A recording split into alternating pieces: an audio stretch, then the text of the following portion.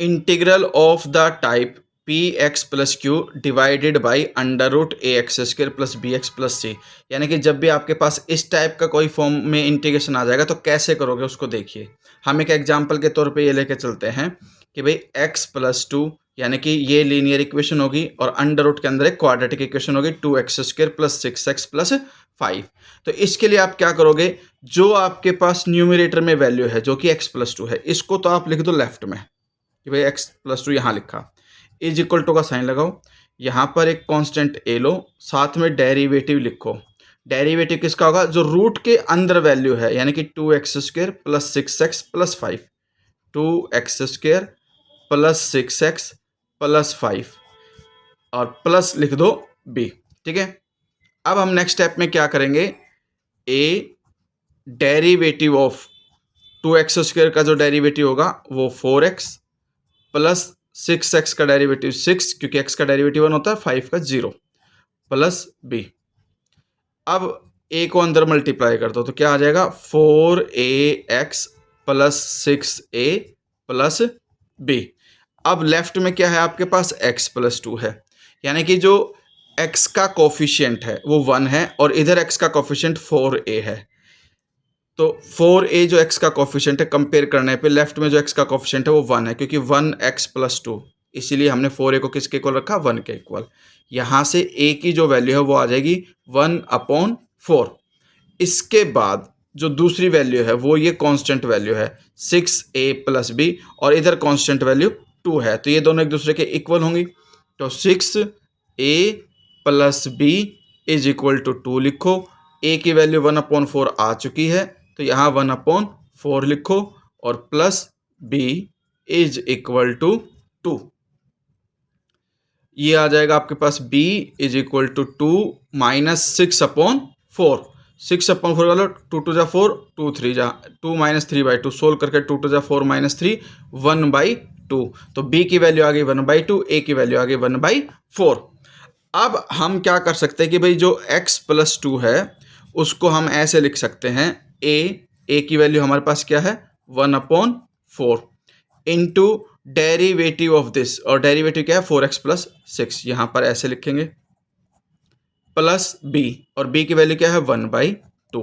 अब जो डिनोमिनेटर में वैल्यू थी वो दोनों तरफ लिखेंगे। डिनोमिनेटर वैल्यू क्या है, two x square plus six x plus five left में भी, और इसके अपॉन में भी लिखोगे two x square plus six x plus five, और इसके डिवाइड में भी आप ये लिखोगे two x square plus six x plus five. यानी कि जो अंडर रूट में वैल्यू है क्वेश्चन के अंदर हमारे पास ये वैल्यू है, तो इसको डिनोमिनेटर में लिखना है, सभी के अपॉन में लिखोगे।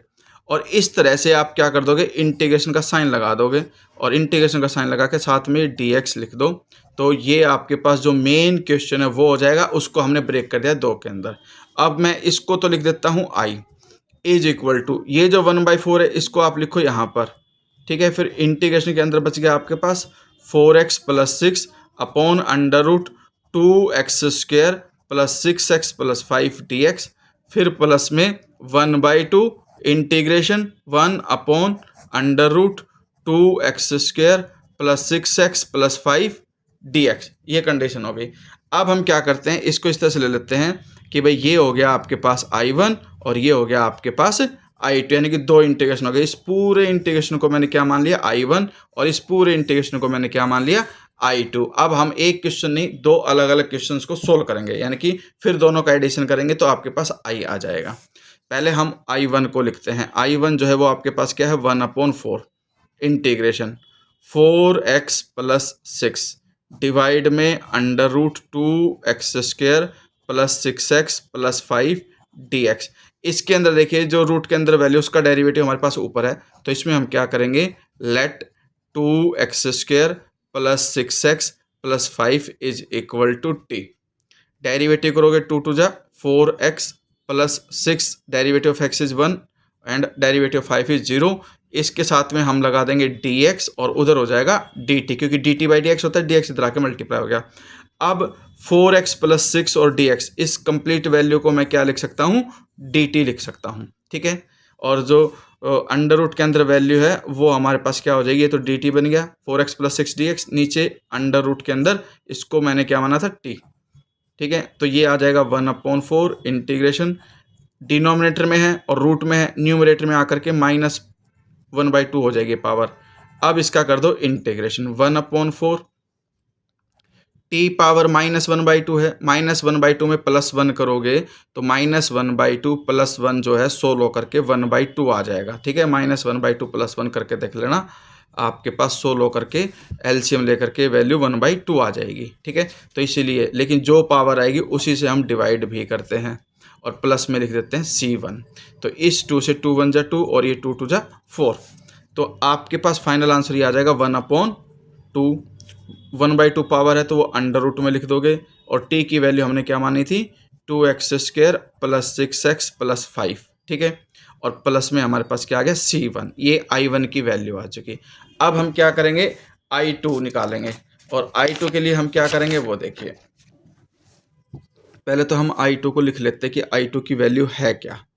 I2 हमारे पास ये है 1/2 integration 1 divided by under root 2x² plus 6x plus 5। ध्यान से समझना इसको, integration 1 divided by under root 2x² plus 6x plus 5 dx।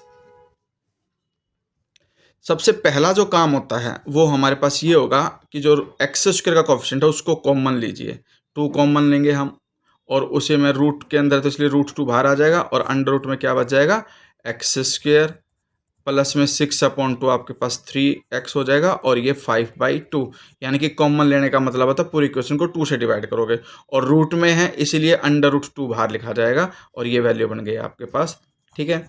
इसको मैं आगे ले जाकर कैसे लिखता हूँ, जो रूट है √2 उसको तो मैं बिल्कुल बाहर लिखूंगा, integration 1 divided by under root, ठीक है। अब कंप्लीटिंग द स्क्वायर करते हैं।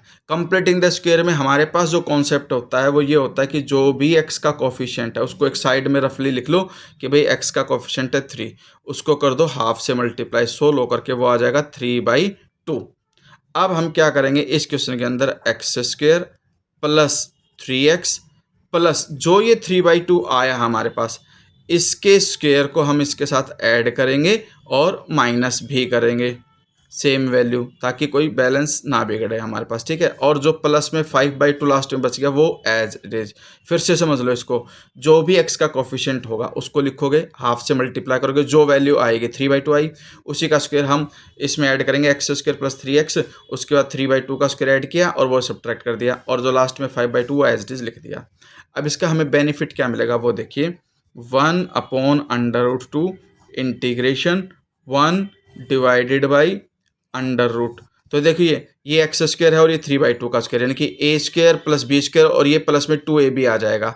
तो फर्स्ट 3 टर्म्स जो होती हैं वो a plus b whole square वाले फॉर्म में कन्वर्ट होकर के x यहाँ प्लस और यहाँ 3/2 है, तो x प्लस 3/2 होल स्क्वायर बन जाएगा, ठीक है। ये 3 है भाई, तो ये फर्स्ट 3 टर्म कन्वर्ट हो गई x प्लस 3/2 होल स्क्वायर में, और लास्ट में जो हमारे पास कंडीशन देखिए ये तो 5/2 है और माइनस में 3/2 का स्क्वायर है 9/4। अब हम इसका एलसीएम लेंगे, एलसीएम हमारे पास 4 आ गया, तो ये 5 2 जा 10, 10 माइनस 9 यानी कि 1/4 हमारे पास 16 होकर के आ गया, और प्लस का आया है इसलिए हम प्लस में 1/4 को हम लिख सकते हैं 1/2 स्क्वायर, ठीक है। ये हमारे पास कंडीशन आ गई। अब हम करेंगे इसका इंटीग्रेशन, और इंटीग्रेशन करने से पहले इस फॉर्मूले को याद रख लो कि भाई जब भी आपके पास 1/√x² प्लस a² हो उसका इंटीग्रेशन हमें करना, तो वो फॉर्मूला होता है log x plus √x² plus a², ये होगा, और प्लस में कांस्टेंट लिखते हैं। तो इसमें यही कंडीशन आ जाएगी 1/√2, फिर हम यहाँ पर log लिखेंगे, फिर मोड का साइन, यहाँ पर x की जगह पे x प्लस 3/2 है, ये ध्यान रखना 3 है, ठीक है, 3/2, तो x प्लस 3/2 यहाँ लिखोगे, प्लस का साइन होगा अंडर रूट। अब देखिए ये जो वैल्यू है ये सेम टू सेम लिखनी है, ये वैल्यू किसके इक्वल थी, इसके इक्वल थी, यानी कि हम यही वैल्यू लिख देते हैं सेम टू सेम, एलसीएम वगैरह लेकर के सेम वही कंडीशन आ जाएगी कि भाई आपके पास ये आ गई। या फिर आप इसी फॉर्म में भी छोड़ सकते हो, बाद में कन्वर्ट कर सकते हो, लेकिन अगर आप करना चाहो तो पहले ही कर दो। X square plus 3x plus 5/2 और ये मोड क्लोज और प्लस में क्या लिख दोगे, C2 लिख दोगे। ये हमारे पास कंडीशन आ जाएगी। ठीक है, अब इसमें अगर आप चाहो तो एलसीएम ले लो, नहीं तो इस फॉर्म में भी छोड़ दोगे तब भी हमारा क्वेश्चन बिल्कुल करेक्ट होगा। ठीक है, अब जो i है हमारे पास वो आ गया i1 प्लस i2। ध्यान रखना i1 में c1 था, i2 में c2, तो c1 प्लस c2 को तो लास्ट में मैं c1 लिख दूंगा। अब हमारे पास जो आया i1 का जो इंटीग्रेशन आया था वो तो ये आया था। ठीक है, और i2 का हमारे पास ये है, तो फाइनल आंसर क्या हो जाएगा, 1/2 under root 2x² plus 6x plus 5 plus में c1 को अभी मैं नहीं लिख रहा हूँ, और फिर बाद में यह है प्लस 1/√2। ठीक है, log x plus 3/2 plus under root x² plus 3x plus 5/2। इसको सिंप्लीफाई करने की जरूरत नहीं है, इसी फॉर्म में छोड़ देना। और जो c1 इसका और c2 इसका दोनों को मिलाकर के फाइनल कांस्टेंट क्या लेंगे, c, और साथ में आप लिख सकते हो where c is equal to c1 plus c2। ये हमारे पास फाइनल आंसर होगा।